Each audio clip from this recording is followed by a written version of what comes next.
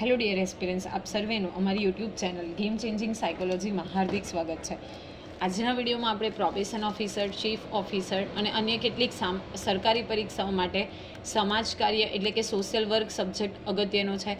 અને સાથે સાથે આજના વિડીયોમાં આપણે આ સમાજ કાર્ય એટલે કે સોશિયલ વર્ક રિલેટેડથી જે કેટલાક ઇમ્પોર્ટન્ટ MCQ બેઝ ક્વેશ્ચન છે તો એની ચર્ચા કરવાના છે. સ્ટુડન્ટ્સ ફ્રિકવન્ટલી કમેન્ટ્સ કરે છે કે બેઝિકલી ઓબ્જેક્ટિવ બેઝ ક્વેશ્ચન્સની પ્રિપરેશન કરવી છે, તો એ લોકો માટે આપણે જે મોસ્ટ ઇમ્પોર્ટન્ટ ક્વેશ્ચન છે સમાજ કાર્ય વિષયમાંથી એટલે કે સોશિયલ વર્કમાંથી, તો એ વિષયના વિડીયોઝની હવે સિરીઝ ચાલુ કરીને એની ડિટેલમાં આપણે ડિસ્કશન કરીશું. તો અગાઉ આપણે 7 વિડીયોની ડિસ્કશન કરી હતી. આજે 8મો વિડીયો છે, તો અગાઉના વિડીયો જો તમે જોયા ન હોય તો પ્લેલિસ્ટમાં જઈને ચેક કરી લેશો. તો સૌપ્રથમ ક્વેશ્ચન જે છે એ છે which organisation played a significant role in promoting volunteerism and social service in India? Option number A Indian National Congress, option number B Indian Red cross society, option number C national human rights Commission and option number D NITI Aayog. Question એવું કહે છે કે ભારતમાં સ્વૈચ્છિકતા એટલે કે વોલ્યુન્ટરીલી કોઈ work કરવા માંગે છે સ્વૈચ્છિકતા, તો એ અને સોશિયલ સર્વિસ એટલે કે સમાજ સેવાને પ્રોત્સાહન આપવા માટે which organisation played a significant role, કઈ સંસ્થાએ મહત્વપૂર્ણ ભૂમિકા ભજવી હતી? ઓપ્શન નંબર એ છે ઇન્ડિયન નેશનલ કોંગ્રેસ એટલે કે ભારતીય રાષ્ટ્રીય Congress, option number B Indian Red cross Society એટલે કે ભારતીય red cross society, option number C national human rights commission એટલે કે રાષ્ટ્રીય માનવ અધિકાર પંચ, અને ઓપ્શન નંબર ડી છે નીતિ આયોગ. હવે ભારતીય રાષ્ટ્રીય કોંગ્રેસ એ બેઝિકલી એક પાર્ટીનું નામ છે, તમને ખબર હશે, તો આ આપણો ઓપ્શન નથી. નીતિ આયોગ જેનું ફૂલ ફોર્મ છે national institution of transforming India, તો નીતિ આયોગ પણ આની સાથે કન્સર્ન નથી. નેશનલ હ્યુમન રાઇટ એટલે કે આપણા જે માનવ અધિકારો છે તો એને બચાવવા માટે જે પંચ સ્થપાયું છે એ છે નેશનલ હ્યુમન રાઇટ કમિશન, તો અગેન આ પણ રાઇટ આન્સર નથી. તો here the right answer is option number B Indian Red cross Society એટલે કે ભારતીય રેડ ક્રોસ સોસાયટી જે છે એ ભારતમાં સ્વૈચ્છિકતા અને સમાજ સેવાને પ્રોત્સાહન આપવા માટે એ જે સોસાયટી છે એણે ખૂબ મહત્વની ભૂમિકા ભજવી હતી.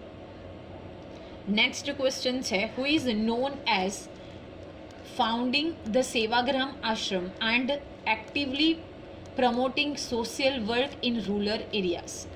ઓકે, ફાઉન્ડિંગ સેવાગ્રામ આશ્રમ, તો તમને અહીંયાથી જ થોડો ઘણો આઈડિયા આવી જવો જોઈએ કે સેવાગ્રામ આશ્રમની આપણે વાત કરી રહ્યા છે, અને actively promoting social work in rural area. Okay, જે ગામડા છે ગ્રામીણ વિસ્તારો છે એમાં સોશિયલ વર્ક સામાજિક કાર્યને પ્રોત્સાહન કોણે આપ્યું છે? Option number A Pandit Jawaharlal Nehru, option number B doctor Rajendra Prasad, option number C Mahatma Gandhi અને ઓપ્શન નંબર ડી છે સુભાષચંદ્ર બોઝ. તો બેઝિકલી આપણે જો વાત કરીએ તો ગમે ત્યારે તમને સેવાગ્રામ આશ્રમ અથવા તો social work in rural area એટલે કે ગ્રામ્ય વિસ્તારની વાત આવે તો એમાં કરેક્ટ આન્સર આવશે Mahatma Gandhi. So here C is the correct answer. Sevagram આશ્રમની સ્થાપના કરવા અને સાથે સાથે ગ્રામીણ વિસ્તારોમાં સામાજિક કાર્યને સક્રિય રીતે પ્રોત્સાહન આપવા માટે કોણ જાણીતું છે? તો મહાત્મા ગાંધી જાણીતા છે. હવે આપણે વાત કરીએ પંડિત જવાહરલાલ નહેરુ કે જેઓ સ્વતંત્ર ભારતના પહેલા વડાપ્રધાન હતા, ડૉક્ટર રાજેન્દ્ર પ્રસાદ જે સ્વતંત્ર ભારતના પહેલા રાષ્ટ્રપતિ હતા, અને સુભાષચંદ્ર બોઝ તમને બધાને ખબર હશે બેઝિકલી કે ભારતની સ્વતંત્રતા સંગ્રામમાં એમણે પણ મહત્વનો ફાળો એટલે કે મહત્વનો ભાગ ભજવ્યો છે. સાથે સાથે જો આપણે વાત કરીએ તો ફોરવર્ડ બ્લોકની એમણે સ્થાપના કરી હતી. ચલો દિલ્હી એટલે કે લેટ્સ માર્ચ ટુ દિલ્હી, અને તુમ મુझे ખૂન દો મેં तुम्हें આઝાદી दूंगा, give me blood I shell give you freedom. તો આવા જે સ્લોગન્સ છે એ સુભાષચંદ્ર બોઝે આપેલા છે. તો here the correct answer is Mahatma Gandhiji, જેમણે સેવાગ્રામ આશ્રમ અને સાથે સાથે ગ્રામીણ વિસ્તારોમાં સામાજિક કાર્યને સક્રિય રીતે પ્રોત્સાહન આપ્યું છે. નેક્સ્ટ ક્વેશ્ચનની વાત કરીએ તો which decade saw the emergence of professional social work education and practice in India? Okay, which ડિકેડનો મતલબ થાય છે 10 years. ઓકે, તો એ કયો ડિકેડ છે જેમાં ઇમર્જન્સ એટલે કે એનો ઉદ્ભવ થવો અને professional social work education and practice in India? Question તમને એવો પૂછેલો છે કે ભારતમાં વ્યાવસાયિક સામાજિક કાર્ય શિક્ષણ અને વ્યવહારનો ઉદ્ભવ એ કયા દાયકામાં થયો હતો? Option A 1910, option number B 1940s, option number C 1960s અને ઓપ્શન નંબર ડી છે 1980s. ઓકે, ભારતમાં વ્યાવસાયિક સામાજિક કાર્ય શિક્ષણ પહેલાં ખાલી સામાજિક કાર્ય શિક્ષણ અને વ્યવહાર આપવામાં આવતો હતો, પણ તેને એક વ્યવસાય સાથે કન્સર્ન કરીને કયા દાયકામાં એનો ઉદ્ભવ થયો હતો? તો here the correct option is 1960s. 1960ના દાયકામાં એટલે કે ડિકેડમાં બેઝિકલી આજે સામાજિક કાર્ય છે એનો વ્યાવસાયિક સામાજિક શિક્ષણ કાર્ય અને એનો વ્યવહારનો ઉદ્ભવ 1960ના દાયકામાં થયો છે. નેક્સ્ટ ક્વેશ્ચન છે the term Dalit is commonly associated with. એક ટર્મ છે શબ્દ દલિત, એ કોની સાથે એસોસિએટ એટલે કે સંકળાયેલો છે? ઓપ્શન નંબર એ શેડ્યુલ કાસ્ટ એટલે કે અનુસૂચિત જાતિ, ઓપ્શન નંબર બી છે ટ્રિબ્યુનલ કમ્યુનિટીઝ એટલે કે આદિવાસી community, option number C religious minorities એટલે કે જે લઘુમતીમાં આવે છે ધર્મની દ્રષ્ટિએ એ, અને ઓપ્શન નંબર ડી છે વુમન્સ ઓર્ગેનાઇઝેશન, જે વુમન એટલે કે સ્ત્રીઓની સંસ્થાઓ છે તો એની સાથે. તો એકદમ ઇઝી ક્વેશ્ચન છે. દલિત શબ્દ જે છે એ શેડ્યુલ કાસ્ટ સાથે સંકળાયેલો છે એટલે કે અનુસૂચિત જાતિ સાથે સંકળાયેલો છે.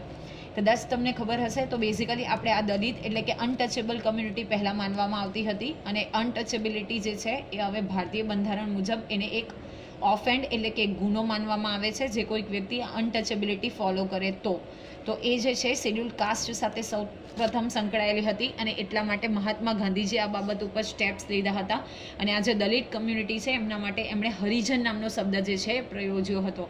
તો આ ટર્મ જે દલિત છે એ શેડ્યુલ કાસ્ટ એટલે કે અનુસૂચિત જાતિ સાથે સંકળાયેલો છે. નેક્સ્ટ ક્વેશ્ચન છે the integrated child development service ICDS. Full form પણ અગત્યનું છે. Integrated child development service programme in India primarily focus on. જે integrated child development service programme એટલે કે ICDCનો પ્રોગ્રામ છે એ પ્રાઇમરી કોની પર ફોકસ કરે છે એટલે કે કઈ વસ્તુ પર ધ્યાન કેન્દ્રિત કરે છે? Option number A adult education, option number B maternal and child health, option number C agricultural development, and option number D is housing for the homeless. The question is કે ભારતમાં સંકલિત બાળ વિકાસની જે સેવાઓ છે ICDS integrated child development services એ કાર્યક્રમ મુખ્યત્વે કઈ બાબત ઉપર ધ્યાન કેન્દ્રિત કરે છે? ઓપ્શન નંબર એ પુખ્ત શિક્ષણ, ઓપ્શન નંબર બી માતા અને બાળ આરોગ્ય, ઓપ્શન નંબર સી કૃષિ વિકાસ, અને ઓપ્શન નંબર ડી બેઘર લોકો માટે આવાસ. તો આના માટે આવાસ ફેસિલિટી છે those who don't have house. Okay, agriculture development એની સાથે કોઈ ચાઇલ્ડ ડેવલપમેન્ટને કન્સર્ન નથી. તમને શબ્દ જોતાં જ ખબર પડી જાય કે મેટર્નલ અને ચાઇલ્ડ હેલ્થ એટલે કે માતા અને બાળ આરોગ્ય સાથે આ ICDS એટલે કે સંકલિત બાળ વિકાસ સેવાઓનો કાર્યક્રમ છે એ મુખ્યત્વે સંકળાયેલો છે. નેક્સ્ટ ક્વેશ્ચન જે છે who was the first woman social worker in India to be honoured with the Ramon Magsaysay award. ખૂબ અગત્યનો સવાલ છે. એ ભારતની કઈ પ્રથમ મહિલા હતી કે જેમને રેમન મેગ્સેસે એવોર્ડથી સન્માનિત કરવામાં આવ્યા હતા?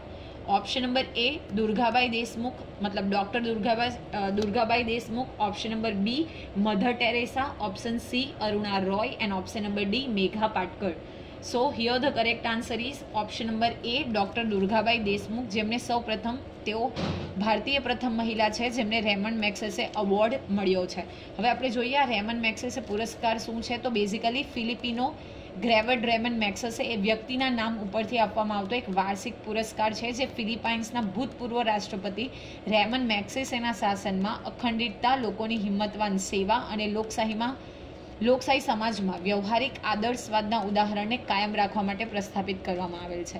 જે વ્યક્તિ દેશના શાસનમાં અખંડિતતા, લોકોની હિંમતવાન સેવા અને લોકશાહીમાં સમાજમાં વ્યવહારિક આદર્શવાદના ઉદાહરણને સાર્થક કરે છે તો એ વ્યક્તિને આજે રેમન મેગ્સેસે એવોર્ડ છે એ આપવામાં આવે છે. રેમન મેગ્સેસે એવોર્ડ જે ભારતીય પ્રથમ મહિલા જે છે ડૉક્ટર દુર્ગાબાઈ દેશમુખ તો એમને મળેલો છે. મધર ટેરેસાની વાત કરીએ તો એ પણ સમાજ કાર્ય એટલે કે સોશિયલ વર્કર હતા. તમને કદાચ ખબર હશે તો લેપ્રસી એટલે કે રક્તપિત્તના દર્દીઓની એમણે સેવા કરી છે. મેઘા પાટકરની વાત કરીએ તો નર્મદા બચાવો આંદોલન સાથે મેઘા પાટકરનો રોલ જે છે એ ઇમ્પોર્ટન્ટ છે. તો here the correct answer is doctor Durgabai Deshmukh, જે પ્રથમ ભારતીય સ્ત્રી હતા જેમને રેમન મેગ્સેસે એવોર્ડથી ઓનર્ડ કરવામાં આવ્યા હતા એટલે કે સન્માનિત કરવામાં આવ્યા હતા. The next question is the Indian Rural Health Mission NRHM in India focuses on improving what? Question full form પણ અગત્યનું છે. National rural health mission NRHM જે શેની ઉપર કઈ વસ્તુને ઇમ્પ્રૂવ કરવા એટલે કે એમાં સુધારો લાવવા માટે ફોકસ કરે છે? Option number A education in rural areas એટલે કે જે ગ્રામીણ વિસ્તારો છે એમાં એજ્યુકેશનને ઇમ્પ્રૂવ કરવું.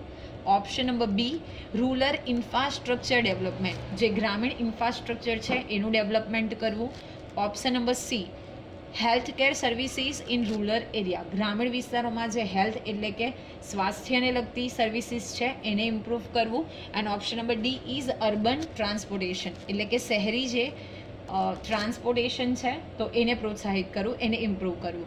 તો તમને શબ્દ ઉપરથી જ ખબર પડી જાય રૂરલ હેલ્થ મિશન. રૂરલનો મતલબ થાય છે ગ્રામીણ અને હેલ્થનો મતલબ થાય છે આરોગ્ય. તો અહીંયા એજ્યુકેશન નહીં આવે, ઇન્ફ્રાસ્ટ્રક્ચર પણ નહીં આવે અને અર્બન ટ્રાન્સપોર્ટેશન પણ નહીં આવે. તો correct answer is option B health care services in rural area. જે ગામડા વિસ્તારો છે, ગ્રામીણ વિસ્તારો છે તો ત્યાં હેલ્થની જે સર્વિસીસ છે એને ઇમ્પ્રૂવ કરવું એ નેશનલ રૂરલ હેલ્થ મિશન એટલે કે NHRMનું મુખ્ય એ વસ્તુ પર ફોકસ કરે છે. નેક્સ્ટ ક્વેશ્ચન છે who is known for his pioneering work in the field of micro finance and social entrepreneurship in India. Okay, ભારતમાં માઇક્રો ફાઇનાન્સ અને સામાજિક સાહસિકતા એન્ટરપ્રેન્યોરશિપ એટલે સાહસિકતા તો એના ક્ષેત્રમાં અગ્રણી કામ માટે કોણ જાણીતું છે? Who is known for his pioneering મતલબ અગત્યનું વર્ક જે કર્યું છે એ in the field of micro finance અને social entrepreneurship in India. Option number A doctor Verghese Kurien. Option number B doctor Amartya Sen. Option number D C doctor Kailash Satyarthi and option number D doctor Mahmood Yunus. તો કદાચ તમને ખબર હોય તો ડૉક્ટર વર્ગીસ કુરિયન એ શ્વેત ક્રાંતિ એટલે કે દૂધ સાથે સંકળાયેલા વ્યક્તિ છે તો એ ઓપ્શન નથી. અમર્ત્ય સેન એક ઇકોનોમિસ્ટ છે જેમણે HDI એટલે કે હ્યુમન ડેવલપમેન્ટ ઇન્ડેક્સનો ખ્યાલ આપેલો છે. ડૉક્ટર કૈલાસ સત્યાર્થી પણ કરેક્ટ આન્સર નથી. તો here the correct answer is doctor Mohammad Yunus જેઓ એક માઇક્રો ફાઇનાન્સ અને સામાજિક સાહસિકતાના ક્ષેત્રમાં અગ્રણી કાર્ય માટે ભારતભરમાં જાણીતા છે. તો option number D is the correct answer doctor Mohammad Yunus. Okay, next question છે the National Service Scheme NSS in India encourages students to engage in. તમને કદાચ ખબર હશે કે કોલેજ અને સ્કૂલ લેવલ ઉપર NCC અને NSS એ બે જે સબ્જેક્ટ છે એ અંતર્ગત ટ્રેનિંગ આપવામાં આવે છે. તો the question is national Service Scheme NSS જે છે ઇન્ડિયામાં એ સ્ટુડન્ટ્સને કઈ બાબત માટે એન્કરેજ કરે છે, મોટિવેટ કરે છે, જોડવા માટે પ્રોત્સાહિત કરે છે? ભારતમાં રાષ્ટ્રીય સેવા યોજના એટલે કે NSS વિદ્યાર્થીઓને કઈ બાબતમાં જોડાવા માટે પ્રોત્સાહિત કરે છે? Option number A military training એટલે કે લશ્કરી તાલીમ. Option number B social service and community development activities એટલે કે સમાજ સેવા અને સમુદાય વિકાસ પ્રવૃત્તિઓ. Option number C competitive sports એટલે કે સ્પર્ધાત્મક રમતો. And option number D is political activism એટલે કે રાજકીય સક્રિયતા. તો અહીંયા રાષ્ટ્રીય સેવા યોજના એટલે કે નેશનલ સર્વિસ સ્કીમ એ સેના માટે પ્રોત્સાહિત કરે છે, મોટિવેટ કરે છે. તો option number B is correct answer social service and community development activities. સમાજ સેવા અને સમુદાયના વિકાસ અંગેની જે પ્રવૃત્તિઓ છે એ માટે સ્ટુડન્ટ્સને એંગેજ કરે છે, પ્રોત્સાહિત કરે છે, મોટિવેટ કરે છે. Next question is the concept of Swachh Bharat Abhiyan is primarily aimed at. સ્વચ્છ ભારત અભિયાન જે છે એની વિભાવનાનો મુખ્ય ઉદ્દેશ, એનો પ્રાઇમરી એમ શું છે? Option number A promoting tourism in India એટલે કે ભારતમાં પ્રવાસનને પ્રોત્સાહન આપવું. Option number B eradicating poverty. Eradicate કરવું એટલે નાબૂદ કરવું, કેન્સલ કરવું, રિમૂવ કરવું, ગરીબીની નાબૂદી. Option number C એન્શ્યોરિંગ cleanliness and sanitation એટલે કે સ્વચ્છતાની ખાતરી કરવી. And option number D is એડવાન્સિંગ rural electrification એટલે કે ગ્રામીણ વિદ્યુતીકરણને આગળ વધારવું એટલે કે ગામડાના વિસ્તારોમાં ઇલેક્ટ્રિસિટીની ફેસિલિટી પ્રોવાઈડ કરવી. તો ટુરિઝમ ઇન ઇન્ડિયા એવો એમ નથી. ઇરેડિકેટિંગ પોવર્ટી તો એ પણ નથી, સ્પેશિયલી જે BPL કેટેગરીના લોકો સંકળાયેલા છે તો એના માટે અલગ અલગ અધર જે સર્વિસીસ છે એ ચાલુ કરવામાં આવી છે, જેમ કે મનરેગા છે, રાશન કાર્ડની શોપ્સ છે, okay. Apart from that Annapurna યોજના, એ બધી યોજનાઓ આની સાથે આવશે, ઓકે. તો અહીંયા કરેક્ટ આન્સર થશે કે એન્શ્યોરિંગ ક્લીનલીનેસ એન્ડ સેનિટેશન, સ્વચ્છતાની ખાતરી કરવી, એ આ સ્વચ્છ ભારત અભિયાન છે એનો મુખ્ય એમ છે, મુખ્ય હેતુ છે. તો આશા રાખું છું કે આજે જે આપણે 10 ક્વેશ્ચનની ચર્ચા કરી એમાં તમને સમજ પડી હશે, અને આવા જ વધુ વિડીયોની અપડેટ્સ માટે તમે અમારી યુટ્યુબ ચેનલ ગેમ ચેન્જિંગ સાયકોલોજીને સબસ્ક્રાઇબ કરી શકો છો. Thank you for watching the video. Have a nice day.